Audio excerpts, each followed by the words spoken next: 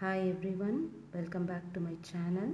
This is Indu Shakti, Assistant Professor of English in St. Joseph's College of Arts and Science, Kadalur. This video discusses about the colonial expansion in England during the 17th century. It details about the causes of colonial expansion, the three colonies of the east coast of America, the story of Virginia, about the Pilgrim Fathers, the Maryland colony, the story of New Amsterdam, about the three southern colonies North Carolina, South Carolina, and Georgia, colonies in Canada and West Indies, about the establishment of the British power in South Africa and in India. Before moving on to the detailing of the colonial expansion, we have to discuss the meaning of the colonial expansion. Colonial expansion is the policy or practice of a wealthy or a powerful nation to maintain or extend its control over other countries by establishing its settlements. So, some of the causes of the colonial expansion were towards the end of the 16th century, many people left England and went to foreign lands like America. This is because the people are dissatisfied with the life in native, so they went or moved away because of the religious persecution which followed Reformation. Few found life in England was dull as there was no scope of adventure. After the War of Roses, wealth was increasing and this served as an incentive for overseas enterprises. Now let's see the group of colonies which were extended in England and in America. Adventurous colonies were founded in America and in West Indian islands. Important trade centers were established in South Africa and India. Thus, by the early decades of the 18th century, there were 13 colonies on the east coast of America. The 13 colonies came under three groups, namely the New England colony, Middle colonies, and the Southern colonies. Under the New England colony, the places were New Hampshire, Massachusetts, Connecticut, and the Rhode Island. Under the Middle colonies, it is Pennsylvania, New Jersey, and Delaware. And finally, the Southern colonies were Maryland, Virginia, North and South Carolina, and Georgia. Now let us discuss about the formation of Virginia. The first colony founded was Virginia. Sir Walter Raleigh made attempts to establish this colony. His first settlement was on the Roanoke Island of the coast of North Carolina. These adventures had a backing of Queen Elizabeth, and since she was called Virgin Queen, part of the new land was named Virginia in honor to her. Walter Raleigh sold his rights to two companies. One is the New Plymouth Company and another is the London Company. The London Company came under the leadership of John Smith, made the first permanent settlement, and hence it was named as Jamestown in honor of James I, the King of England. The colonists were not used to hard labor and they found life difficult as they had to do a lot of manual work like cutting trees and plowing land. Later, the problem of the labor was solved by the purchase of the Negro slaves. So, King James gave them a charter of the colony and it was governed by the terms of the company from London.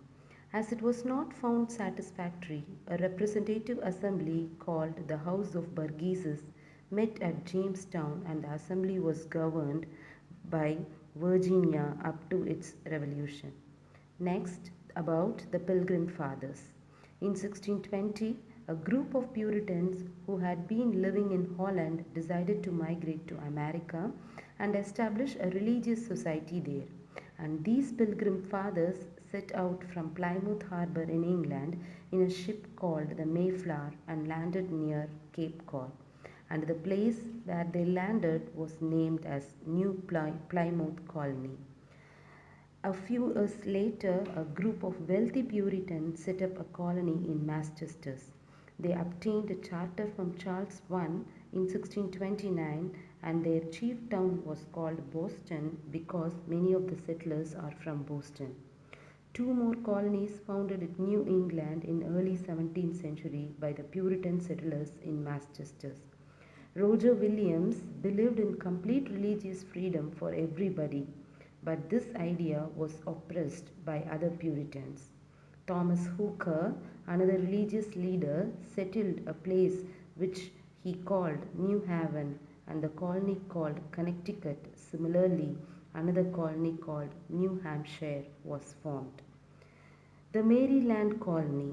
In 1632, Charles I granted to Lord Baltimore, a Roman Catholic, a block of land on the Potomac River.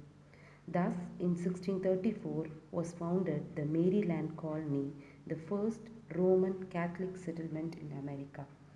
It was in honor of Mary, Mother of Christ, they so named the colony. These Catholic colonists, like the Puritans, wanted to escape persecution at home and so came there. Later on, the Dutch formed the settlement called a settlement of the New Amsterdam near the mouth of Hudson River.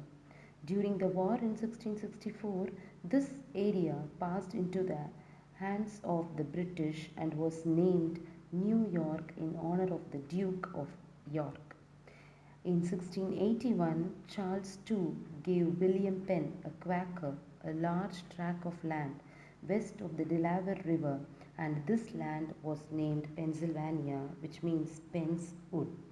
Pennsylvania, as a colonial experiment, became a great success.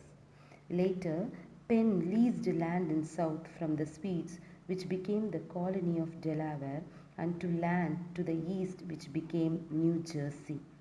In 1663, Charles II granted to 8 noblemen called the proprietors all the territory south of Virginia, and this region was called Carolina.